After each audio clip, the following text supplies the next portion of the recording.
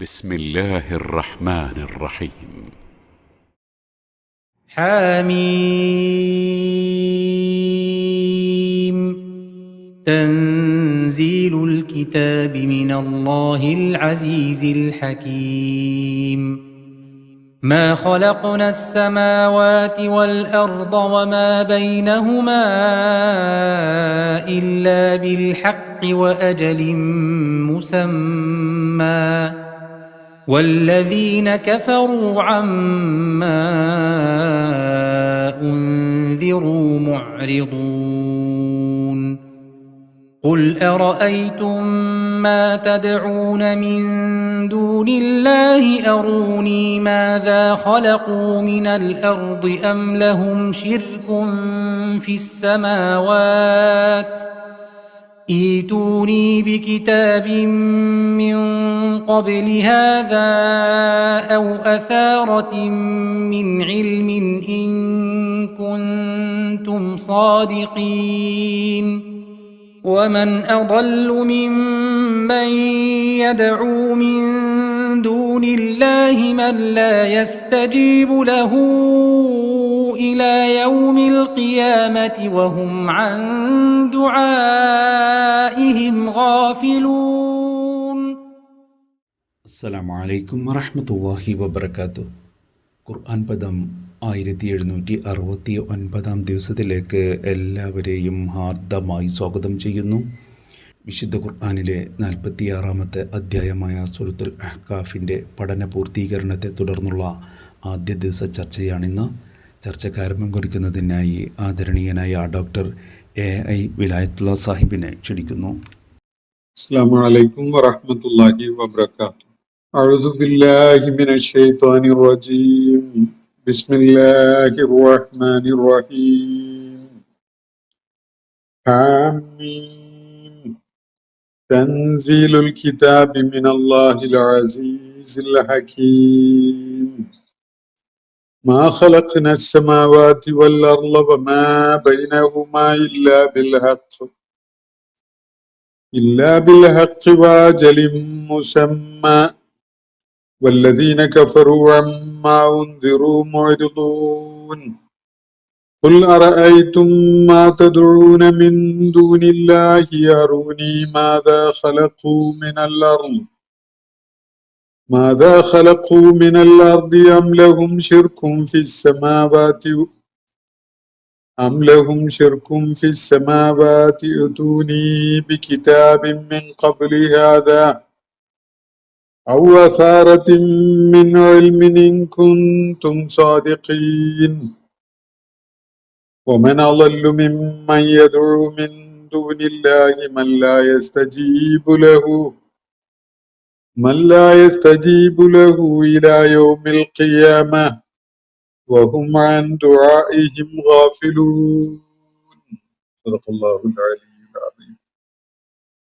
സൂറത്തുൽ അഹ്ഖാഫിലെ തുടക്കത്തിലുള്ള ഏതാനും ആയത്തുകളാണ് ഞാൻ നിങ്ങളെ കേൾപ്പിച്ചിട്ടുള്ളത്. 35 ആയത്തുകൾ അടങ്ങിയ മക്കയിലെ ഏകദേശം ഹിജ്റ നുബുവത്തിന്റെ 10-ാം വർഷത്തിൽ അവതരിച്ചതായി മനസ്സിലാക്കപ്പെടുന്ന സൂറത്തുൽ അഹ്ഖാഫിന്റെ പഠനം നമ്മൾ കഴിഞ്ഞ ദിവസം പൂർത്തിയാക്കിയുണ്ടായി. അതിനെ തുടർന്നുള്ള ഇവിടെ ഉന്നയിക്കപ്പെട്ട ചോദ്യങ്ങൾക്കുള്ള പ്രതികരണങ്ങളാണ് ഇനി അവശേഷിക്കുന്നത്. ചില ചോദ്യങ്ങൾ ഏകദേശം ഒരു 10-30 ചോദ്യങ്ങൾ എനിക്ക് ഇതിനകം ലഭിച്ചതുണ്ട്. അവയില് പകുതിയോ അല്ലെങ്കിൽ ഏകദേശം അത്രയൊക്കെ ഇന്ന് പരിഗണിക്കാമെന്നാണ് വെച്ചിരിക്കുന്നത്. ഒന്നാമത്തെ ചോദ്യം, നബി സാധാരണ മനുഷ്യനാണ് എന്ന് അള്ളാഹു പറയുന്നു. എന്നാൽ അതേ നബി ചന്ദ്രനെ പിളർത്തുന്നു, ഒരു ജീവിയുടെ പുറത്തു കയറി അള്ളാഹുവിനെ കണ്ടുവരുന്നു. അള്ളാഹുവിന്റെ വചനങ്ങൾ തെറ്റിയോ എന്നാണ് ചോദ്യം. അപ്പൊ ഈ ഒരു ചോദ്യത്തിന് അള്ളാഹുവിന്റെ വചനങ്ങൾ തെറ്റിയിട്ടില്ല എന്നതാണ് ഉത്തരം. ഇനി അതിനുള്ള വിശദീകരണം നൽകുകയാണെങ്കിൽ നബി സല്ലല്ലാഹു അലൈഹി വസല്ലം സാധാരണ മനുഷ്യനാണ് എന്നല്ല ഖുർആൻ പറഞ്ഞിട്ടുള്ളത്. ഇന്നമാ അന ബശറും മിസ്ലുക്കും, നിങ്ങളെപ്പോലെയുള്ള ഒരു മനുഷ്യനാണ് ഞാൻ എന്നാണ് ഖുർആൻ പറഞ്ഞിട്ടുള്ളത്. അത് സാധാരണ മനുഷ്യൻ എന്ന നിലക്ക് ആരും ധരിക്കേണ്ടതില്ല. മനുഷ്യനാണ്, എന്നെയും നിങ്ങളെയൊക്കെ പോലെയുള്ള ഒരു മനുഷ്യനാണ്. പക്ഷെ അള്ളാഹുവിന്റെ അടുക്കൽ നിന്ന് ദിവ്യ വെളിപ്പാടുകൾ ലഭിച്ച, അള്ളാഹു പ്രവാചകനായിട്ട് തെരഞ്ഞെടുത്ത, മനുഷ്യ സമൂഹത്തിന് മാർഗദർശിയായി പ്രവർത്തിച്ച വ്യക്തിയാണ്. അപ്പോ എല്ലാ മനുഷ്യരും ഒരുപോലെയല്ല, എല്ലാ മനുഷ്യരും സാധാരണക്കാരും അല്ല.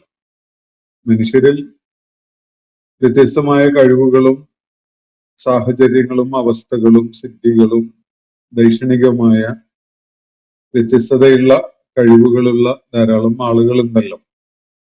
പ്രവാചകന്മാര് എന്ന് പറയുന്നത് ഒരാളുടെ പ്രയത്നഫലമായിട്ട് നേടുന്ന ഒരു പദവിയിലേക്ക് എത്തുന്ന ഒരാളല്ല. പ്രവാചകന്മാർ യോഗ്യരായിരിക്കും. അള്ളാഹു ചുമതലപ്പെടുത്തുന്ന ദൗത്യം നിർവഹിക്കാനുള്ള യോഗ്യത, ധാർമ്മികവും സദാചാരപരവും അതുപോലെ ജീവിത വിശുദ്ധിയുടെ ഒക്കെ കാരണത്താലും ഒക്കെ അതിന് യോഗ്യതയുള്ള ആളുകളായിരിക്കും. അങ്ങനെയുള്ള യോഗ്യതയുള്ള ആളുകള് ഭൂമുഖത്ത് ധാരാളം ഉണ്ടാകും. അവരുടെ കൂട്ടത്തിൽ ചിലരെ അള്ളാഹു തന്റെ ദൗത്യം നിർവഹിക്കാനായിട്ട് തിരഞ്ഞെടുത്ത് അവർക്ക് വെളിപ്പാട് നൽകുകയാണ്. അങ്ങനെയുള്ള ഒരാളാണ് പ്രവാചകൻ എന്ന് പറയുന്നത്. അപ്പോ ഞാൻ നിങ്ങളെപ്പോലെയുള്ള ഒരു മനുഷ്യനാണ് എന്ന് പറയുമ്പോ ഞാൻ ജിന്നല്ല, മലക്കല്ല, മൃഗമല്ല, അല്ലെങ്കിൽ ജീവജാലങ്ങളിൽപ്പെട്ട വേറെ ഏതെങ്കിലും ഒരു വ്യത്യസ്തതയുള്ള ഒരു സ്പീഷീസിൽ പെട്ടതല്ല. മറിച്ച് ഞാൻ ബിലോങ് ചെയ്യുന്ന ഒരു കാറ്റഗറി എന്ന് പറയുന്നത് മനുഷ്യർ എന്ന വിഭാഗമാണ്. ഇതാണ് പറയുന്നതിന്റെ അർത്ഥം. ഞാൻ വേറെ വിഭാഗത്തിൽപ്പെട്ട ഒരു കക്ഷിയല്ല. മനുഷ്യ സമൂഹത്തിന്റെ ഭാഗമായി ഉള്ള മനുഷ്യരായ ആണും പെണ്ണും മാതാവും പിതാവും ആയി അവർക്ക് ജനിച്ച ഒരു പുത്രൻ എന്ന നിലക്കുള്ള ഒരു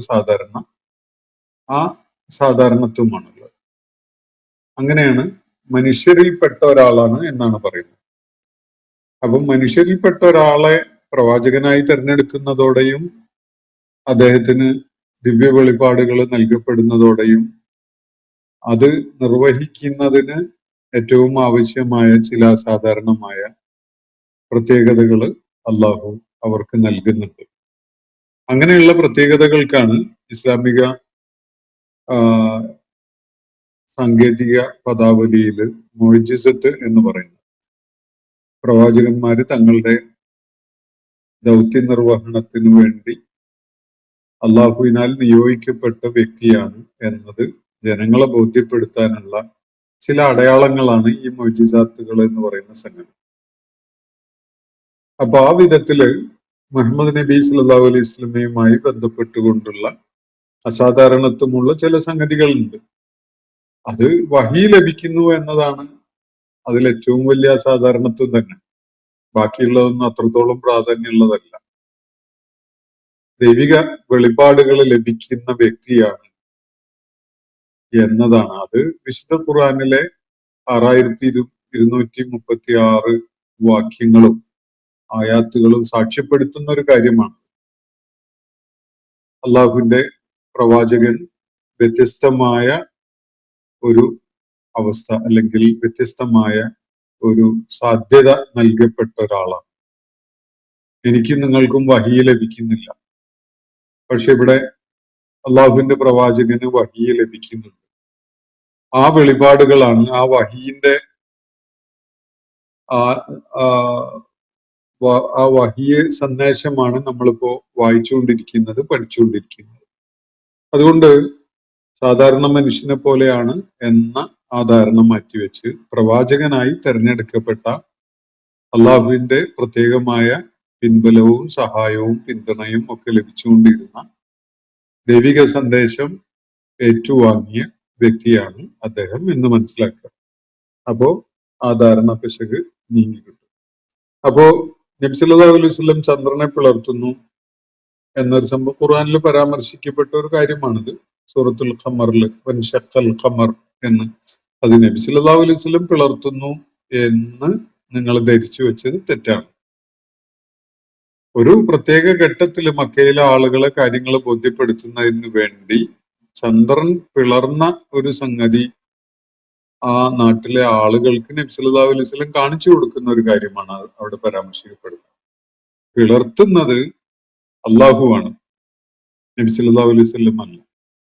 നബി സല്ലല്ലാഹു അലൈഹി വസല്ലം അവരെ കാണിച്ചു കൊടുക്കുകയാണ്. അദ്ദേഹത്തിന്റെ പ്രവാചകത്വത്തിന്റെ പിൻബലമായിട്ടുള്ള ഒരു പ്രാപഞ്ചിക ദൃഷ്ടാന്തം അവർക്ക് വളരെ വിസ്മയകരമായ വിധത്തിൽ കാണിച്ചു കൊടുക്കുന്ന ഒരു സംഭവമാണ് ആ ചരിത്ര പരാമർശം, അല്ലെങ്കിൽ സൂറത്തുൽ ഖമറിൽ പരാമർശിക്കപ്പെടുന്ന ആ കാര്യം. അത് നബി സല്ലല്ലാഹു അലൈഹി വസല്ലമക്ക് അദ്ദേഹം ഇച്ഛിക്കുന്ന സമയത്തൊക്കെ ചെയ്യാൻ കഴിയുന്ന ഒരു കാര്യമല്ല. അള്ളാഹുവിന്റെ നിർദ്ദേശപ്രകാരം ജനങ്ങളുടെ ശ്രദ്ധയിലേക്ക് വരുന്ന വിധത്തില് ചന്ദ്രന് നേരെ വിരൽ ചൂണ്ടിയ ഒരു സംഭവമാണത്. അത് നബി സല്ലല്ലാഹു അലൈഹി വസല്ലം ചന്ദ്രനെ പിളർത്തി എന്ന് ആരെങ്കിലും മനസ്സിലാക്കിയിട്ടുണ്ടെങ്കിൽ അത് തെറ്റായ ഒരു മനസ്സിലാക്കലാണ്. അള്ളാഹുവാണ് അത് ചെയ്തിരിക്കുന്നത്. അത് അള്ളാഹുവിന്റെ പ്രവാചകനുള്ള ഒരു പിൻബലം എന്ന നിലക്ക് ജനങ്ങളെ കാണിക്കപ്പെട്ട ഒരു കാര്യം. മറ്റൊന്നും ഇവിടെ പരാമർശിക്കപ്പെട്ടിട്ടുള്ള ഒരു ജീവിയുടെ പുറത്തു കയറി അള്ളാഹുവിനെ കണ്ടു എന്നതാണ്. ഇതും ചില അവാസ്തവമായ കാര്യങ്ങൾ ഇതിൽ അടങ്ങിയിട്ടുണ്ട്. ഒരു ജീവി എന്ന നിലക്ക് അതിനെ പറയാവോ എന്നുള്ളത് നമുക്കറിയില്ല. പക്ഷെ അത് ചിറകുകളുള്ള ഒരു കുതിരയെ പോലെ ബുറാഖ് എന്ന പേരിൽ ഇസ്ലാമിക ചരിത്രത്തിൽ പരാമർശിക്കപ്പെടുന്ന ഒരു വാഹനമാണ്. നബി സല്ലല്ലാഹു അലൈഹി വസല്ലമക്ക് മിഅ്റാജിന്റെ സന്ദർഭത്തില്, ഇസ്രാ മിഅ്റാജ് നിർവഹിച്ച സന്ദർഭത്തില് വാനലോകത്തേക്ക് കയറി പോകുന്നതിന് വേണ്ടി, അതുപോലെ മസ്ജിദുൽ ഹറാമിൽ നിന്ന് മസ്ജിദുൽ അഖ്സയിലേക്കുള്ള ആ യാത്ര നിർവഹിക്കുന്നതിനും ഒക്കെ വേണ്ടി അള്ളാഹു ഒരുക്കി അയച്ചിട്ടുള്ള ഒരു വാഹനമാണത്. അത് ഒരു മൃഗത്തിന്റെ രൂപത്തിലാണുള്ളത്. പക്ഷെ അതിന് ചിറകുകളുണ്ട്. അതിവേഗതയിൽ, ഒരു പക്ഷേ പ്രകാശ വേഗതയിലൊക്കെ തന്നെ സഞ്ചരിക്കാൻ കഴിയുന്ന ഒരു സംവിധാനം. ഇതാണ് സംഗതി. അപ്പൊ ഇത് നബി സല്ലല്ലാഹു അലൈഹി വസല്ലം അങ്ങനെ ഒരു ജീവിയുടെ എന്നല്ല, ഇങ്ങനെ ഒരു പ്രത്യേകമായി സജ്ജീകരിക്കപ്പെട്ട വാഹനത്തിലേറിക്കൊണ്ടാണ് ഇസ്രാവും അതിനെ തുടർന്ന് മിഅ്റാജും നിർവഹിക്കുന്നത്. അങ്ങനെ അള്ളാഹുവിനെ കണ്ടു എന്ന പരാമർശം ശരിയല്ല. അള്ളാഹുവിനെ നേരിട്ട് കാണല്ല ചെയ്യുന്നത്, അള്ളാഹുവിനെ കേൾക്കുന്നുണ്ട്. അള്ളാഹുവിന്റെ അർശിന്റെ, അതുപോലെ വാനലോകത്തെ സിദ്റത്തുൽ മുൻതഹ പോലെയുള്ള സംഗതികൾ നബി സല്ലല്ലാഹു അലൈഹി വസല്ലമക്ക് കാണാൻ സാധിച്ച ഒരു അനുഭവം അദ്ദേഹത്തിന് അങ്ങനെ വാനലോകത്തേക്ക്, ഉപരിലോകത്തേക്ക് അദ്ദേഹത്തെ ഉയർത്തിക്കൊണ്ടുപോയിക്കൊണ്ട് ലഭിക്കുന്നുണ്ട്. അള്ളാഹുവിനെ നേരിട്ട് കാണുക എന്നൊരു സംഗതിയല്ല അവിടെ പരാമർശിക്കപ്പെട്ടിട്ടുള്ളത്. അള്ളാഹു സംസാരിക്കുന്ന വിധത്തിൽ, അള്ളാഹുവിന്റെ ശരീരം അല്ല, ശബ്ദമാണ് നബി സല്ലല്ലാഹു അലൈഹി വസല്ലം കേൾക്കുന്നത്. ആ കൂടിക്കാഴ്ചയുടെ സ്വഭാവം അങ്ങനെയാണ്. അപ്പോ അതിൽ കൂടുതലൊന്നും വിശദാംശങ്ങള് ഈ ഇസ്രാഉം മിഅ്റാജുമായി ബന്ധപ്പെട്ടുകൊണ്ട് നബി സല്ലല്ലാഹു അലൈഹി വസല്ലമയുടെ വിവരണത്തിൽ നിന്ന് നമുക്ക് ലഭിക്കുന്നില്ല. നേരിട്ട് അള്ളാഹുവിനെ കണ്ടു എന്നത് ഒരു തെറ്റായ ഒരു വിവരണമാണ്. എന്തായാലും ഒരു കൂടിക്കാഴ്ച എന്ന് പറയുന്നത് ആ ശബ്ദം കേൾക്കുന്ന, സംസാരം നടക്കുന്ന ഒരു പ്രക്രിയയെ സൂചിപ്പിച്ചുകൊണ്ടാണ് ഉദ്ദേശിച്ചെങ്കിൽ അങ്ങനെ അതാണ് സംഭവം. അപ്പോ അള്ളാഹുവിന്റെ വചനങ്ങള് ഇവിടെ തെറ്റിയിട്ടില്ല. ഇത് നബി സല്ലല്ലാഹു അലൈഹി വസല്ലം മനുഷ്യരുടെ കൂട്ടത്തിൽ തന്നെ പെട്ട അള്ളാഹു പ്രത്യേകമായി തെരഞ്ഞെടുത്ത് പ്രവാചകത്വ ദൗത്യം നിർവഹിച്ച ഒരു വ്യക്തിയാണ് എന്നതാണ് ഇസ്ലാം മുന്നോട്ട് വെച്ചിട്ടുള്ളത്. അള്ളാഹു പറയുന്ന കാര്യങ്ങള് ആ നിലക്കുള്ളതാണ്. വിശുദ്ധ ഖുർആനിലെ പരാമർശങ്ങളൊക്കെ ആ നിലക്കുള്ളതാണ്. ഇതുപോലെയുള്ള അസാധാരണത്വമുള്ള അനുഭവങ്ങൾ പൂർവിക പ്രവാചകന്മാർക്ക് പലർക്കും ഉള്ളതായി ഖുർആനിൽ നിന്ന് തന്നെ നമുക്ക് മനസ്സിലാക്കാൻ സാധിക്കും. ഇബ്രാഹിം അലൈഹി ഇസ്ലാമിന്റെ കാര്യത്തിലും, യൂനുസ് അലൈഹി ഇസ്ലാമിന്റെ കാര്യത്തിലും, മൂസ അലൈഹി ഇസ്ലാമിന്റെ കാര്യത്തിലൊക്കെ ഒരുപാട് സാധാരണത്വമുള്ള കാര്യങ്ങൾ ഖുർആൻ പരാമർശിക്കുന്നുണ്ട്. അപ്പോ സാധാരണ മനുഷ്യൻ എന്ന ഒരു പ്രയോഗം എങ്ങനെയോ നിങ്ങളുടെ അടുക്കല് വന്നു ചേർന്നതും അത് നിങ്ങൾ അതിന്റെ ഒരു ഭാഷാതലത്തിൽ ഉൾക്കൊണ്ടുകൊണ്ട് ഉയർന്നു വരുന്ന ഒരു ചോദ്യമൊക്കെ ആയിട്ടാണ് ഞാൻ ഇതിനെ മനസ്സിലാക്കുന്നത്. നബി സല്ലല്ലാഹു അലൈഹി വസല്ലം മനുഷ്യരിൽപ്പെട്ട ഒരാളാണ്. എന്നെയും നിങ്ങളെയും ഒക്കെ പോലെയുള്ള മനുഷ്യരുടെ കൂട്ടത്തിൽ ഒരാളാണ്. പക്ഷെ അദ്ദേഹം ദൈവിക വെളിപാട് ലഭിക്കുന്ന ആളാണ് എന്നത് തന്നെ അദ്ദേഹത്തെ വ്യതിരിക്തനാക്കുന്നുണ്ട്, വേറിട്ട് നിർത്തുന്നുണ്ട്. അതുപോലെയുള്ള മറ്റനുഭവങ്ങളും പ്രവാചകന്മാർക്ക് ഉണ്ട്. അതുകൊണ്ട് മനുഷ്യനല്ലാതാവുന്നില്ല. ഒരിക്കലും തന്നെ അദ്ദേഹത്തിന്റെ ദൗത്യ നിർവഹണത്തിന്റെയോ ജീവിത പ്രയാണത്തിന്റെയോ ഒരു ഘട്ടത്തിലും മുഹമ്മദ് നബി സല്ലല്ലാഹു അലൈഹി വസല്ലം മനുഷ്യൻ എന്നൊരു തലത്തിൽ നിന്ന് മാറുന്നില്ല. ത്രൂ ഔട്ട് മനുഷ്യൻ തന്നെയാണ്. ഇതാണ് പറഞ്ഞ കാര്യം. അപ്പോ അടുത്ത ചോദ്യത്തിലേക്ക് നീങ്ങുകയാണ്. വിശ്വാസം സംബന്ധിച്ച ജീവിത സരണി തെരഞ്ഞെടുക്കുന്ന കാര്യത്തിൽ മാത്രം അള്ളാഹു മനുഷ്യന് ഓപ്ഷൻ കൊടുത്തു. എന്നിട്ടോ അള്ളാഹു പറയുന്നത് കേൾക്കണം എന്ന് ഖുർആൻ വഴി നിർബന്ധിക്കുന്നു. അസംഭവ്യമായ കാര്യമാണിത്. അള്ളാഹു എല്ലാവരും അവനെ ഭയപ്പെടണം എന്ന് യഥാർത്ഥത്തിൽ ആഗ്രഹിക്കുന്നു എങ്കിൽ അതിനുള്ള വ്യവസ്ഥ ചെയ്തേനെ. ഇതൊന്നും അള്ളാഹു പറയുന്നതല്ല. അള്ളാഹുവിനെ ഉപയോഗിച്ച് മനുഷ്യരെ വരുതിയിൽ വരുത്താൻ ശ്രമിച്ച ഒരു മനുഷ്യനാണ് ഇതെല്ലാം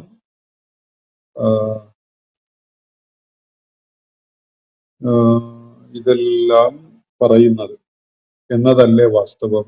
അങ്ങനെ മനസ്സിലാക്കുന്നതല്ലേ യുക്തിപരം എന്നാണ് ഇദ്ദേഹം ഉന്നയിച്ചിട്ടുള്ള ചോദ്യം.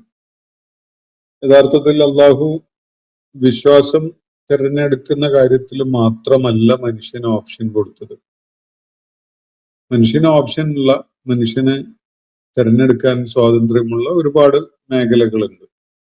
ഭക്ഷണം തിരഞ്ഞെടുക്കാം, വസ്ത്രം തിരഞ്ഞെടുക്കാം, പാർപ്പിടം തിരഞ്ഞെടുക്കാം, തൊഴിൽ തിരഞ്ഞെടുക്കാം, ഇണയെ തിരഞ്ഞെടുക്കാം.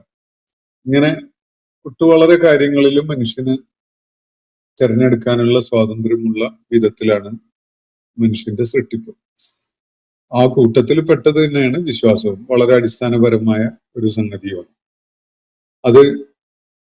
അതാണ് that makes all the difference എന്ന് പറയാവുന്ന വിധത്തില് ഒരാളുടെ ജീവിതത്തിൽ വലിയ വ്യത്യാസം ഉണ്ടാക്കുന്ന ഒരു കാര്യമാണ് അയാൾ തിരഞ്ഞെടുക്കുന്ന വിശ്വാസം എന്ന് പറയുന്നത്. അത് ആണല്ല അയാളുടെ ജീവിതത്തിന്റെ നിലപാടുകള്, ജീവിതത്തിലെ പ്രയത്നങ്ങള്, സാമൂഹ്യ ബന്ധങ്ങള്, അദ്ദേഹം തിരഞ്ഞെടുക്കുന്ന തൊഴില്, ജീവിത രീതി, നിലപാടുകള്, അദ്ദേഹം പിന്തുടരുന്ന മൂല്യങ്ങള്, സംസ്കാരം, അദ്ദേഹം ഉയർത്തിപ്പിടിക്കുന്ന ധാർമ്മികത തുടങ്ങിയിട്ടുള്ള സകല സംഗതികളും ഈ വിശ്വാസത്തെ അടിസ്ഥാനപ്പെടുത്തിക്കൊണ്ടുള്ളതാണ്. അതുകൊണ്ട് അതിനെ ഒരു നിസ്സാരമായ ഒരു സംഗതിയായി കണ്ടുകൊണ്ട് വിശ്വാസം സംബന്ധിച്ച ജീവിത സരണി തെരഞ്ഞെടുക്കുന്നതില് മാത്രം അള്ളാഹു മനുഷ്യന് ഒരു ചോയ്സ് കൊടുത്തു, ഒരു ഓപ്ഷൻ കൊടുത്തു. എന്നിട്ട് അള്ളാഹു അയാളെ നിർബന്ധിക്കുകയാണ്, അള്ളാഹു പറയുന്നത് കേൾക്കണം, അതനുസരിക്കണം എന്ന നിലക്ക്. ഇതൊക്കെ കാര്യങ്ങളെ വളരെ പരിമിതപ്പെടുത്തി പറയുന്ന ഒരു രീതിയാണ്. യഥാർത്ഥത്തിൽ ആ വിശ്വാസം എന്ന സംഗതിയാണ് ഒരാളെ മുച്ചൂടും പരിവർത്തിതമാക്കുന്നത്. ഒരു പടച്ച തമ്പുരാനെ ഉൾക്കൊണ്ട് അംഗീകരിച്ച് അള്ളാഹുവിന്റെ മാർഗദർശനം സ്വീകരിച്ച ഒരാള് ഭൂമുഖത്ത് അങ്ങനെയല്ലാത്ത ഏത് മനുഷ്യരിൽ നിന്നും വ്യത്യസ്തമായ ഒരാളായിരിക്കും. അയാളുടെ ജീവിതത്തിന്റെ ഓരോ നാടിമിടിപ്പിൽ പോലും ഈ വിശ്വാസത്തിന്റെ ഒരു റിഫ്ലക്ഷൻ ഉണ്ടാകും. നിലപാടുകളിൽ ഉണ്ടാകും, പണം ചെലവഴിക്കുന്ന കാര്യത്തിൽ ഉണ്ടാകും, ആളുകളോടുള്ള ആറ്റിറ്റ്യൂഡിൽ ഉണ്ടാകും, കുടുംബത്തെ പരിപാലിക്കുന്ന രീതിയിൽ ഉണ്ടാകും, അയാള് സമയം ചെലവഴിക്കുന്നതിന് കണ്ടെത്തുന്ന മാർഗങ്ങളിൽ ഉണ്ടാകും എന്നല്ല, ജീവിതത്തിൽ ഓരോ തുടിപ്പും ഈ തിരഞ്ഞെടുക്കുന്ന വിശ്വാസപാതയെ ആശ്രയിച്ചു കൊണ്ടുള്ളതാണ്. പിന്നെ ഇതിനെ അള്ളാഹു നിർബന്ധിക്കുന്നു എന്ന് പറയുന്ന, ഖുർആനിലൂടെ അള്ളാഹുവിനെ അനുസരിക്കാൻ അള്ളാഹു നിർബന്ധിക്കുന്നു എന്ന് പറയുന്നത്, ആ നിർബന്ധം ഉണ്ടായിട്ട് നിങ്ങൾ അങ്ങനെ യാതൊരു നിർബന്ധവും ഉണ്ടായിട്ടില്ലാത്ത ഒരാളെ പോലെ ജീവിക്കുന്നില്ലേ? നിങ്ങളെപ്പോലെ എത്രയോ ആളുകൾ അങ്ങനെ ജീവിക്കുന്നുണ്ടല്ലോ. അപ്പൊ നിർബന്ധിക്കുന്നില്ല എന്നാണ് അത് തന്നെ തെളിയിക്കുന്നത്. ലോകത്ത് അള്ളാഹുവിനെ അനുസരിച്ചുകൊണ്ട് ജീവിക്കുന്ന ആളുകളുടെ എണ്ണം അനുസരിക്കാതെ ജീവിക്കുന്ന ആളുകളുടെ എണ്ണത്തെക്കാൾ വളരെ കുറവാണ്. അത് തന്നെ കാണിക്കുന്നത് അള്ളാഹു അങ്ങനെ നിർബന്ധിച്ചിട്ടില്ല എന്നാണ്. അങ്ങനെ ചെയ്യുന്നതാണ് വിജയത്തിന്റെ മാനദണ്ഡം എന്നത് പഠിപ്പിക്കുന്നുണ്ട്.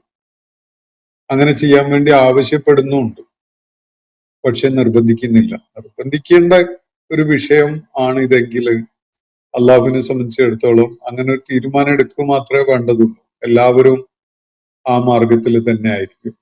ആർക്കും അതിനെ ഭേദിച്ചുകൊണ്ടോ അതിനെ അവഗണിച്ചുകൊണ്ടോ ഒന്നും ജീവിക്കാൻ കഴിയുകയില്ല.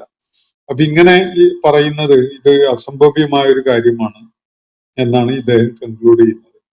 അപ്പോ അള്ളാഹുവിനെ മുൻനിർത്തിക്കൊണ്ട് ജനങ്ങളെ വരുതിയിൽ വരുത്തി തന്റെ താല്പര്യത്തിനനുസരിച്ച് തന്റെ ആജ്ഞാനുവർത്തികളാക്കി മാറ്റുന്നതിന് വേണ്ടി ഒരു മനുഷ്യൻ ആസൂത്രണം ചെയ്ത ഒരു കാര്യമാണിത് എന്നാണ് ഈ ചോദ്യം ഉന്നയിച്ച ആള് എത്തിച്ചേരുന്ന കൺക്ലൂഷൻ. അത് അദ്ദേഹത്തിന്റെ നിരന്തരമായി അദ്ദേഹത്തെ വേട്ടയാടിക്കൊണ്ടിരിക്കുന്ന മനസ്സിലുള്ള ഒരു ആശയമാണ്. ഈ ആശയം അദ്ദേഹം പല തവണ നമ്മുടെ മുന്നിൽ അറിയിച്ചിട്ടുണ്ട്. അങ്ങനെയാണ് എന്ന് പറയുന്നത്. അയാൾക്കതൊന്ന് പുനഃപരിശോധിക്കാവുന്നതാണ് അങ്ങനെയാണോ അല്ലേ എന്നുള്ളത്. ചരിത്രത്തില് അങ്ങനെ ഒരാളുണ്ടെങ്കിൽ അതുപോലെ ഒരുപാട് ആളുകളും ഉണ്ടാവുമല്ലോ. അപ്പൊ അങ്ങനെ സാധ്യമാണോ? അങ്ങനെയാണെങ്കിൽ അതൊന്ന് പരിശോധിച്ച് നോക്കിയാൽ ആ വ്യക്തി ലക്ഷ്യമിട്ട കാര്യങ്ങൾ ആസൂത്രണം ചെയ്യാൻ അദ്ദേഹത്തിന് ഒരൊറ്റ മസ്തിഷ്കം കൊണ്ട് ആസൂത്രണം ചെയ്ത് നടപ്പിലാക്കാൻ കഴിയുന്ന ഒരു കാര്യമാണോ അത്? അതിനൊരു ചരിത്രപരത ഉണ്ടാവുമോ? അതിന് തന്റെ മുന്നേ ഉള്ള കാലത്ത് ഉണ്ടായിരുന്നവരിൽ അതിന് മാതൃക ഉണ്ടാവുമോ? തനിക്ക് ശേഷം ചരിത്രത്തിൽ അതിന് തുടർച്ച ഉണ്ടാവുമോ? ഇങ്ങനെയൊക്കെയുള്ള ഒരുപാട് ചോദ്യങ്ങൾ പരിഗണിക്കാവുന്നതാണ്. അപ്പൊ അങ്ങനെ ഒരു വ്യക്തി മനുഷ്യരെയൊക്കെ തന്റെ വരുതിയിൽ കൊണ്ടുവന്ന് ആജ്ഞാനുവർത്തികളാക്കാൻ വേണ്ടി ആസൂത്രണം ചെയ്ത ഒരു സംഗതിയാണ് ഇതെങ്കിൽ ഇതൊക്കെ ആസൂത്രണം ചെയ്യാൻ ഒരു പുരുഷായുസ് മതിയാകുമോ എന്നതാണ് ആലോചിക്കേണ്ട ഒരു കാര്യം. ഒരാള് ജനിച്ച അന്ന് തന്നെ അസാധാരണമായ ബുദ്ധിവൈഭവമുള്ള ആളായിരുന്നു എന്ന് സങ്കല്പിക്കുക. എന്നിട്ട് മരിക്കുന്നത് വരെ ആ ബുദ്ധിപരമായ കഴിവുകൾ അയാൾക്ക് പ്രയോജനപ്പെടുത്താൻ സാധിച്ചു എന്നും സങ്കല്പിക്കുക. എന്നാൽ പോലും 63 വർഷക്കാലം കൊണ്ട് ഒരാൾക്ക് ആസൂത്രണം ചെയ്ത് നടപ്പിലാക്കി നേട്ടം കൊയ്തെടുക്കാൻ കഴിയുന്ന ഒരു പദ്ധതിയാണോ ഇത്? ഒന്ന് ആലോചിച്ച് നോക്കൂ. അതില് ഒരാൾ ഈ കാര്യങ്ങളൊക്കെ വിശുദ്ധ ഖുർആൻ പറയുന്ന കാര്യങ്ങളൊക്കെ പറയുന്ന വിധത്തിലുള്ള അറിവ് നേടണമെങ്കിൽ തന്നെ എത്ര ആയുഷ്കാലം അതിനുവേണ്ടി പ്രയത്നിക്കേണ്ടി വരും? ആലോചിച്ച് നോക്കൂ. പൂർവിക സമൂഹങ്ങളെ കുറിച്ച് പറഞ്ഞ കാര്യങ്ങള്, പ്രവാചകന്മാരെ കുറിച്ച് പറഞ്ഞ കാര്യങ്ങള്, അതുപോലെ പ്രപഞ്ചത്തെ കുറിച്ച് പറയുന്ന കാര്യങ്ങള്, ആകാശഭൂമികളെ, മനുഷ്യാസ്തിത്വത്തെ ഒക്കെ കുറിച്ച് പറയുന്ന കാര്യങ്ങള്, ഖുർആൻ പറയുന്ന കാര്യങ്ങൾ ഇയാൾക്ക് പറയാൻ കഴിയണമല്ലോ. അതിന് ഒരു ജ്ഞാനപരമായ അടിത്തറ എത്രത്തോളം ആവശ്യമുണ്ട്? 1500 വർഷങ്ങളുടെ ലക്ഷക്കണക്കിന് ആളുകൾ നിരന്തരം അരിച്ചു പെറുക്കി അതിനെ വിലയിരുത്തിയിട്ടും വൈരുദ്ധ്യങ്ങൾ കണ്ടെത്താൻ പറ്റാതിരിക്കുന്ന വിധത്തില് ഇത്രയും ഗംഭീരമായിട്ട് അതിനെ രൂപകൽപ്പന ചെയ്യാൻ, ഇങ്ങനെ ഒരു ഗ്രന്ഥത്തെ രൂപകൽപ്പന ചെയ്യാൻ അയാൾക്ക് സാധിച്ചിട്ടുണ്ടെങ്കിൽ അതൊരു വമ്പൻ സംഭവമായിരിക്കുമല്ലോ. നിങ്ങളൊന്ന് ആലോചിച്ച് നോക്കൂ, അത് സാധിക്കൂല്ലേ എന്നുള്ളത്. അതില് ഒരു ചരിത്രപരമായ വിഷയങ്ങൾ മാത്രം എടുത്തോളൂ. ഖുർആൻ പരാമർശിക്കുന്ന അത്രയും കാര്യങ്ങൾ പറയാൻ കഴിയണമെങ്കിൽ എത്ര നൂറ്റാണ്ട് കാലത്തെ പഠന പ്രക്രിയയിൽ അയാൾ ഏർപ്പെടേണ്ടതുണ്ടാവും. ഇനി പ്രപഞ്ചത്തെ കുറിച്ച്, പ്രപഞ്ചത്തിലെ ജീവികളുമായി ബന്ധപ്പെട്ടുകൊണ്ട് മാത്രം പറഞ്ഞ കാര്യങ്ങൾ എടുത്തോളൂ. എന്നിട്ട് അത്രയും കാര്യം ഒരാൾക്ക് പറയാൻ കഴിയണമെങ്കിൽ എത്ര കാലത്തെ പ്രയത്നം അയാൾ നടത്തണം പഠന മേഖലയിൽ. ഇപ്പൊ നമ്മള് യൂണിവേഴ്സിറ്റി തലത്തിലൊക്കെ PhD ചെയ്യുന്ന ആളുകള് പഠിക്കുന്ന വിഷയങ്ങളുടെ അതിന്റെ മാഗ്നിറ്റ്യൂഡ് ഒന്ന് പരിശോധിച്ച് നോക്കിയാൽ ചിലപ്പോ സുവോളജിയിൽ PhD എടുത്ത ഒരാള് ഒരു പാറ്റകളുടെ കൂട്ടത്തില് ഒരു വ്യത്യസ്തതയുള്ള ഒരു പാറ്റയുടെ ലൈഫ് സൈക്കിളിനെ കുറിച്ചായിരിക്കും പഠിക്കേണ്ടത്.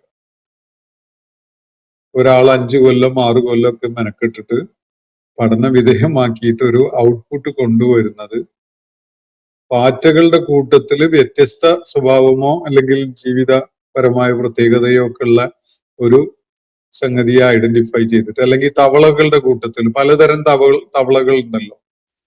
അപ്പം ലോകത്ത് പരിചയമില്ലാത്ത തരം ഒരു തവളകളുടെ കൂട്ടത്തിലെ ഒരു വ്യത്യസ്തതയുള്ള ഒരു തവളയെ കുറിച്ച് മനസ്സിലാക്കി അതിന്റെ സ്വഭാവപരമായ പ്രത്യേകതകളെ കുറിച്ചൊക്കെ പഠനം നടത്താൻ 5-6 വർഷങ്ങൾ ചെലവഴിച്ചിട്ട് എന്നാൽ തന്നെ അത് എവിടെ എത്തിയിട്ടുണ്ടാവില്ല.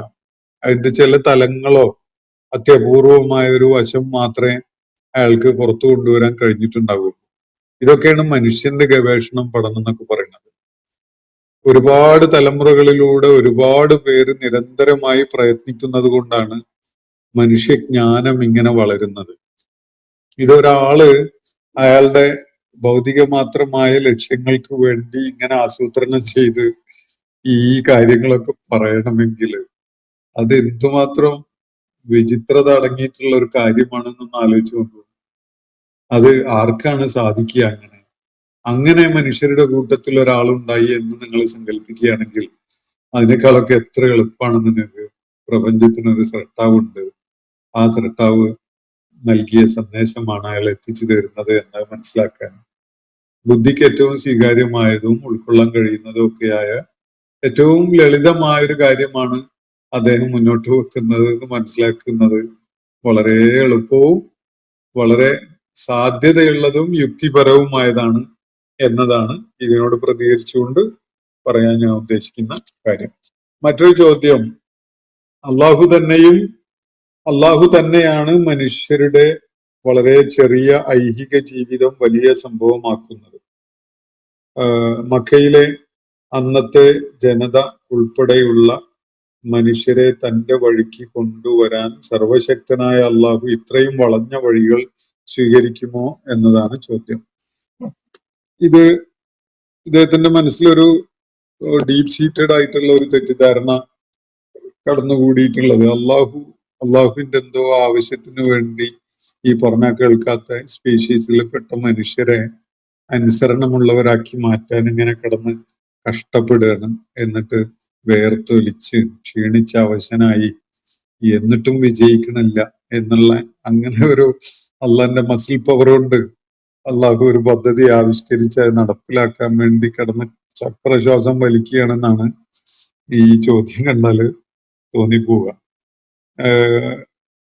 യഥാർത്ഥത്തിൽ ഐഹിക ജീവിതത്തെ വലിയൊരു സംഗതിയായി കാണുന്നത് എന്ന ഒരു പരാമർശം ഞാൻ നടത്തിയിട്ടുണ്ട്. ആ നടത്തിയത് ഐഹിക ജീവിതത്തിനെ അതിന്റെ ഭൗതിക നേട്ടങ്ങൾ ഉണ്ടാക്കി സ്വത്ത് സമ്പാദിച്ച് അതുപോലെ സ്ഥാനവും പദവിയും അധികാരവും ഒക്കെ നേടി അങ്ങനെ ഈ ജീവിതം വളരെ അതിപ്രാധാന്യമുള്ള ഒരു കാര്യമാണ്. ഇതിന്റെ ഈ ഐഹിക ജീവിതത്തിന്റെ ഐഹികതയുമായി ബന്ധപ്പെട്ടുകൊണ്ടുള്ള നേട്ടങ്ങള് എന്നൊന്നും നിലനിർത്താൻ കഴിയുന്ന ഒരു കാര്യമാണ് എന്നൊരു തെറ്റിദ്ധാരണയിൽ ആളുകൾ പണത്തിനും പ്രസിദ്ധിക്കും സ്ഥാനമാനങ്ങൾക്കൊക്കെ വേണ്ടി ഓടുന്ന ഒരു ഓട്ടം. ആ ഓട്ടത്തെ പരാമർശിച്ചുകൊണ്ടാണ് ഞാൻ അങ്ങനെ പറഞ്ഞത്. ഐഹിക ജീവിതം വേറൊരു നിലക്ക് വളരെ പ്രധാനമാണ്. കാരണം ശരിയായ ജീവിതം മരണശേഷമുള്ള പുനരുത്ഥാനത്തിന് ശേഷമുള്ള ജീവിതമാണ്. ആ ജീവിതത്തില് അത് അനന്തമായ ജീവിതമാണ്.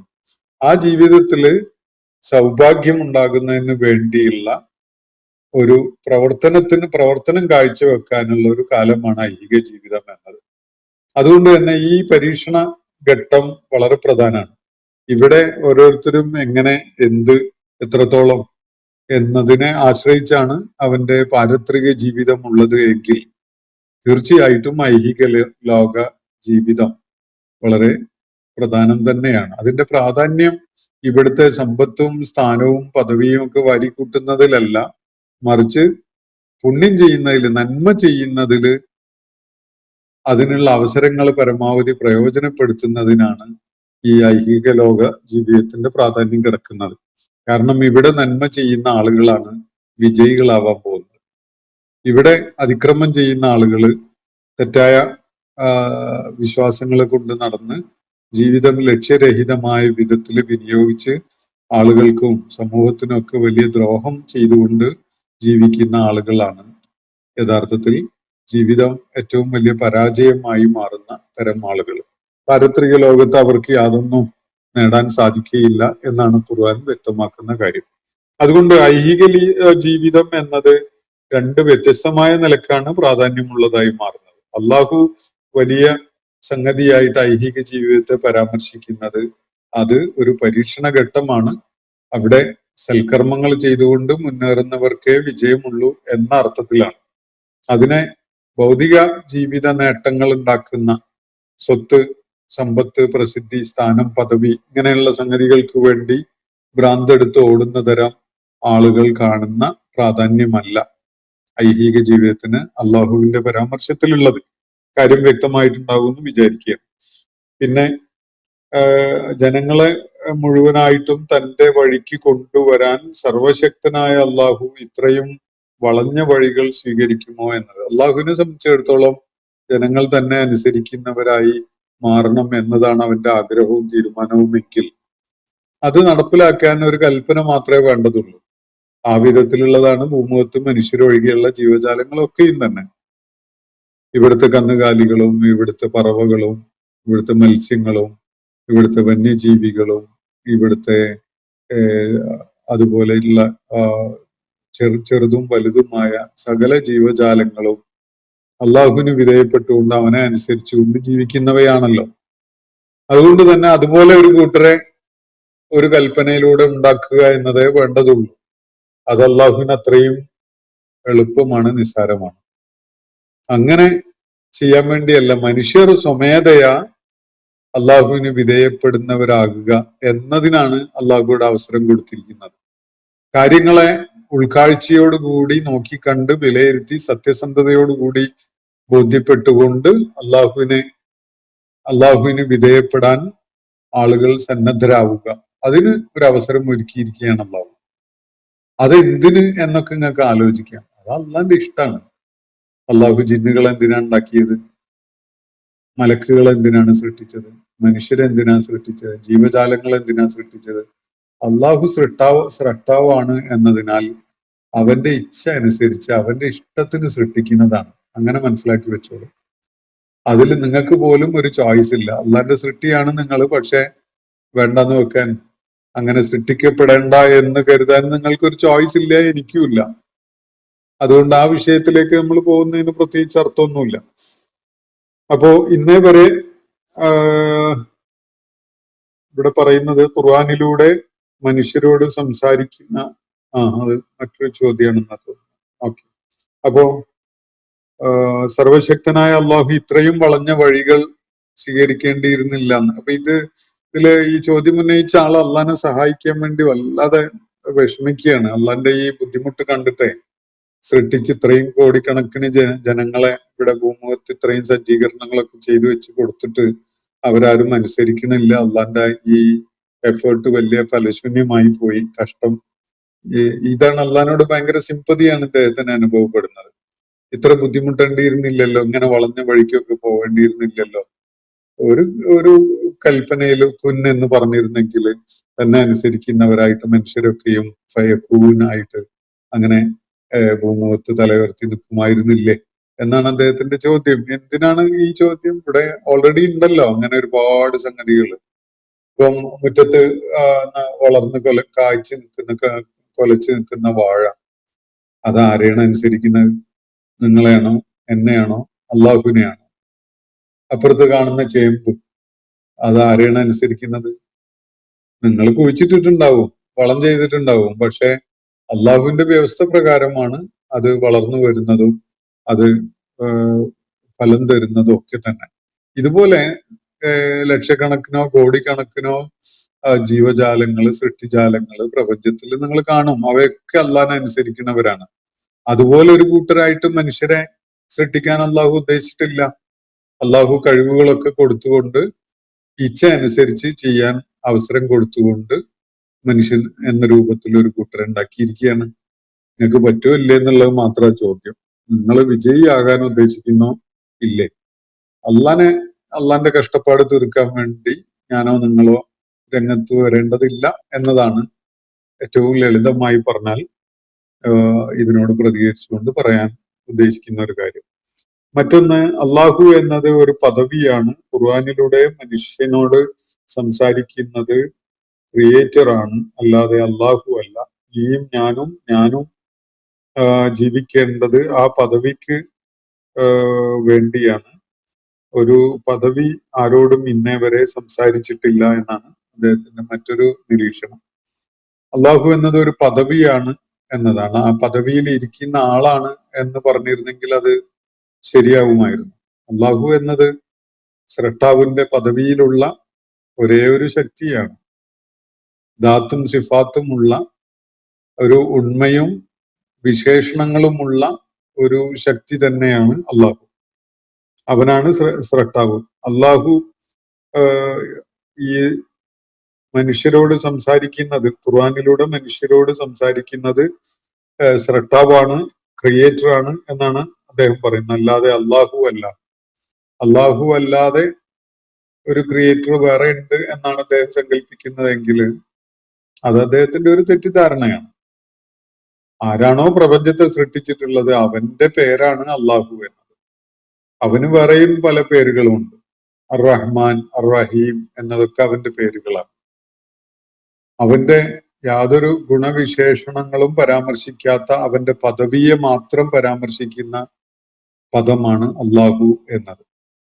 അള്ളാഹു എന്ന് പറഞ്ഞ അറബി ഭാഷയിൽ അൽ ഇലാഹ് എന്നാണ്, ആരാധ്യൻ എന്നാണ് അതിന്റെ അർത്ഥം. ഒരേ ഒരു ആരാധ്യൻ, അവൻ മാത്രമാണ് ആരാധനക്ക് അർഹനായിട്ടുള്ളത്. അങ്ങനെയുള്ള ഒരു ശക്തിയെയാണ് അറബി ഭാഷയിൽ അൽ ഇലാഹ് എന്ന് പറയുന്നത്. അൽ ഇലാഹ് എന്നതിന്റെ ഒരു കറക്റ്റ് ഫോം അല്ലെങ്കിൽ അതിന്റെ ഒരു രൂപഭേദമാണ് അള്ളാഹു എന്ന പദം. അപ്പോ ഇവിടെ എല്ലാവരും ശ്രമിക്കേണ്ടത് ഈ ആ പദവിക്ക് വേണ്ടി, സ്രഷ്ടാവ് എന്ന പദവിക്ക് വേണ്ടിയാണ് എന്നാണ് അദ്ദേഹം പറയുന്നത്. അതൊരു തെറ്റിദ്ധാരണയാണ്. നിങ്ങള്, ഞാന്, അതുപോലെ എന്നെയും നിങ്ങളെയും പോലെയുള്ള മനുഷ്യര് എത്ര പ്രയത്നിച്ചത് കൊണ്ടും സ്രഷ്ടാവ് എന്നുള്ള പദവിയിലെത്താൻ സാധിക്കില്ല. സൃഷ്ടിയായിട്ട് തന്നെ നിലനിൽക്കുകയുള്ളൂ. ഇനി പുനഃസൃഷ്ടിക്കപ്പെട്ടാലും നമ്മൾ സൃഷ്ടികളായിട്ട് തന്നെയാണ് ഉണ്ടാവുക. ഒരിക്കലും തന്നെ സ്രഷ്ടാവിന്റെ പദവിയിൽ നമുക്ക് എത്താൻ കഴിയില്ല. പക്ഷെ ചില സൃഷ്ടിപരതയൊക്കെ അള്ളാഹു നമുക്ക് തന്നിട്ടുണ്ട്. അതുകൊണ്ട് നമ്മളെ കൂട്ടത്തിൽ ചിത്രം വരയ്ക്കുന്നവരുണ്ട്, കെട്ടിടം നിർമ്മിക്കുന്നവരുണ്ട്, രൂപങ്ങൾ ഉണ്ടാക്കുന്നവരുണ്ട്, അങ്ങനെ പല സിദ്ധികളുള്ള ആളുകളുണ്ടല്ലോ. അത് അള്ളാഹു നമുക്ക് തന്നിട്ടുള്ള സൃഷ്ടിപരതയാണ്. അത് അള്ളാഹുവിന്റെ ഒരു തീരുമാനത്തിന് വിധേയപ്പെട്ടുകൊണ്ടുള്ള ഒരു സംവിധാനം മാത്രമാണത്. അപ്പോ ഒരു പദവി ആരോടും ഇന്നേ വരെ സംസാരിച്ചിട്ടില്ല എന്നാണ് ഇദ്ദേഹം പറയുന്ന ഒരു കാര്യം. അങ്ങനെ ഒരു പദവി മാത്രം അങ്ങനെ ഒഴിച്ചിട്ടിരിക്കുകയല്ല. ഒരു കസേര അങ്ങനെ എടുത്തിട്ടിട്ട് അതിലൊരാൾ ആരും ഇരിക്കുന്നില്ല എന്നൊരവസ്ഥയിൽ ഈ പ്രപഞ്ചത്തിനൊരു സിംഹാസനം അങ്ങനെ ഉണ്ടാക്കി വെച്ചതല്ല. എന്നിട്ട് യോഗ്യരായവർ കയറിയിരിക്കട്ടെ എന്നൊരു കുറിപ്പ് എഴുതി വെച്ചിട്ട് എന്നിട്ട് നമ്മളിങ്ങനെ മത്സരിക്കുകയാണ്. അള്ളാഹു ഉണ്ട് ഒരു ഭാഗത്ത് മത്സരിക്കുന്നു, മലക്കുകളുണ്ട്, ജിന്നുകളുണ്ട്, മനുഷ്യരുണ്ട്. മനുഷ്യരില് എന്നെയും നിങ്ങളെയൊക്കെ പോലെയുള്ള വളരെ പരിമിതമായ കഴിവുകളുള്ള ആളുകളുണ്ട്. അങ്ങനെയൊക്കെയുള്ള എല്ലാവരും ഈ കസേരയിലേക്ക് കയറിയിരിക്കാൻ വേണ്ടി ശ്രമിക്കുകയാണ് എന്ന് സങ്കല്പിക്കുകയാണ്. എന്തിനാണത്? എന്നിട്ട് എന്ത് സംഭവിക്കുന്നു? നമുക്കിത് ഈ കൈകാര്യം ചെയ്യാൻ കഴിയും? പ്രപഞ്ചത്തിന്റെ ഈ സമൂലമായ കാര്യങ്ങളും ഒന്നും കഴിയില്ല. നമുക്ക് വലിയ പരിമിതികളുണ്ട്. ബുദ്ധിക്ക്, ശക്തിക്ക്, ആലോചനക്ക്, ചിന്തക്ക് ഒക്കെ പരിമിതികളുണ്ട്. ആ പരിമിതികൾക്ക് അകത്ത് നിന്നുകൊണ്ട് മാത്രമേ നമുക്ക് എന്തും ചെയ്യാൻ കഴിയുള്ളൂ. അപ്പോ പരിമിതികളില്ലാത്ത ഒരുവന് മാത്രമാണ് ഈ പ്രപഞ്ചത്തിന്റെ സ്രഷ്ടാവായിക്കൊണ്ടും അതിന്റെ നിയന്ത്രകനായിക്കൊണ്ടും ഒക്കെ നിലകൊള്ളാൻ സാധിക്കുക. അല്ലാതെ പരിമിതികൾക്ക് അകത്ത് നിൽക്കുന്ന ഒരാൾക്ക് അത് സാധിക്കില്ല. അപ്പോ മറ്റൊരു ചോദ്യത്തിലേക്ക് നീങ്ങുകയാണ്. ആകാശവും ഭൂമിയും സൃഷ്ടിക്കും നാശത്തിനും അത് സൃഷ്ടിപ്പിനും നാശത്തിനും അതീതമാണ് ആകാശവും ഭൂമിയും എന്ന് പറഞ്ഞാൽ അത് സൃഷ്ടിക്കപ്പെടാനും കഴിയില്ല, നശിപ്പിക്കാനും കഴിയില്ല. അതാരും സൃഷ്ടിച്ചിട്ടില്ല. അത് അനന്തകാലമായി നിലനിൽക്കുന്നതാണ്. Law of conservation of mass and energy അതാണ് പറയുന്നത്. ലോകം സൃഷ്ടിച്ചു എന്ന് ആര് പറഞ്ഞാലും അത് വെറും അവകാശവാദം മാത്രമാണ്. ഈ ഐൻസ്റ്റൈനുമായി ബന്ധപ്പെട്ടുകൊണ്ടുള്ള ഒരു ഒരു പ്രകൃതി ശാസ്ത്രത്തിലെ ഒരു നിയമമാണെങ്കിൽ, ഒരു ഫിസിക്കൽ സയൻസുമായിട്ട് ബന്ധപ്പെട്ടുകൊണ്ടുള്ള ഒരു നിയമമാണ്, അല്ലെങ്കിൽ ഒരു തത്വമാണ് അദ്ദേഹം മുന്നോട്ട് വെച്ചത് എങ്കിൽ, ഈ കാര്യം മുന്നോട്ട് വെച്ച ഐൻസ്റ്റൈൻ ഒരു സ്രഷ്ടാവായ റബ്ബിൽ വിശ്വസിച്ചിരുന്ന ആളാണ്. അത് ചരിത്രപരമായി വിലയിരുത്തിയാൽ നമുക്ക് മനസ്സിലാക്കാൻ പറ്റും. ദൈവവിശ്വാസിയായിരുന്നു അദ്ദേഹം എന്നതാണ് ചരിത്രം വെളിപ്പെടുത്തുന്ന കാര്യം. അപ്പോ ആകാശത്തിനും ഭൂമിക്കും ഒരു സൃഷ്ടിപ്പുമില്ല, നാശവുമില്ല, അതിനതീതമാണത്, ആരും സൃഷ്ടിച്ചതല്ല, അത് നശിക്കുകയുമില്ല എന്നത് ഈ ആകാശത്തെയും ഭൂമിയെയും കുറിച്ചല്ല യഥാർത്ഥത്തിൽ law of conservation of mass and energy മുന്നോട്ട് വെക്കുന്ന ആശയം. അത് ഈ പ്രപഞ്ചത്തിനകത്ത് ഈ ആകാശത്തിലും ഭൂമിയിലും ഒക്കെയുള്ള പ്രതിഭാസങ്ങളെ കുറിച്ചുള്ളതാണ്. അതേസമയത്ത് ശാസ്ത്രം പ്രപഞ്ചത്തിന്റെ ഉത്ഭവത്തെ കുറിച്ച് വളരെ ആഴത്തിലും വളരെ വ്യാപ്തിയിലും ഒക്കെ പഠനം നടത്തിയിട്ടുള്ളതും അതിനെക്കുറിച്ച് പല നിഗമനങ്ങളിൽ എത്തിച്ചേർന്നിട്ടുള്ളതാണ്. ഈ ഒരു ആശയം മാത്രമല്ല, ഇത് പ്രപഞ്ചത്തിലെ ഒരു മാറ്ററിനെ കുറിച്ച് നടത്തിയ ഒരു നിരീക്ഷണമാണ്. അത് തന്നെ തെളിയിക്കപ്പെട്ടതൊന്നുമല്ല, അത് ഇതുവരെ തെറ്റാണെന്ന് തെളിയിക്കപ്പെട്ടിട്ടില്ലാത്തത് കൊണ്ട് സത്യമായി നിലനിൽക്കുന്നു എന്ന് പറയാമാണെങ്കിൽ അത്രയേ ഉള്ളൂ. അപ്പം പ്രപഞ്ചത്തിനൊരു ഉത്ഭവമുണ്ട് എന്നത് തീർച്ചയായിട്ടും ശാസ്ത്രം അംഗീകരിക്കുന്ന, ഉൾക്കൊള്ളുന്ന ഒരു കാര്യമാണ്. അതുകൊണ്ടാണ് പ്രപഞ്ചോൽപത്തിയെ കുറിച്ച് ശാസ്ത്രം വളരെ ആഴത്തിലും വ്യാപ്തിയിലുമുള്ള പഠനങ്ങൾ നടത്തുന്നതും പല സിദ്ധാന്തങ്ങളും അതുമായി ബന്ധപ്പെട്ടുകൊണ്ട് സമർപ്പിച്ചിട്ടുള്ളതും. അപ്പോ ഇതാണ് അത് സംബന്ധമായിട്ട് സൂചിപ്പിക്കാനുള്ളത്. ഇത് പ്രപഞ്ചം സൃഷ്ടിച്ചു എന്ന് ആര് പറഞ്ഞാലും അതൊരു അവകാശവാദമാണ് എന്നാണ് അദ്ദേഹം പറയുന്നത്.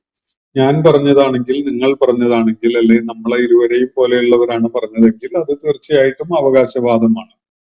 കാരണം എന്റെ കാര്യത്തിൽ ഒരു 10-62 കൊല്ലം മുമ്പ് ഭൂമുഖത്ത് പിറന്നു വീണ ഒരാള്, ഇനി ഒരു പക്ഷെ അള്ളാഹു നിശ്ചയിച്ച ഒരു അവധി വരെ മാത്രം ജീവിക്കാൻ അവസരമുള്ള ഒരാള്, എനിക്ക് മുമ്പ് തന്നെ ഈ പ്രപഞ്ചമുണ്ട്, എനിക്ക് ശേഷവും ഉണ്ടാവാനിടയുണ്ട്, എന്നിട്ട് ഞാനാണ് പ്രപഞ്ചത്തെ സൃഷ്ടിച്ചത് എന്ന് പറയുന്നുവെങ്കിൽ അത് ഒരു വളരെ ഫൂളിഷായ അവകാശവാദം മാത്രമാണ്, സംശയമൊന്നുമില്ല.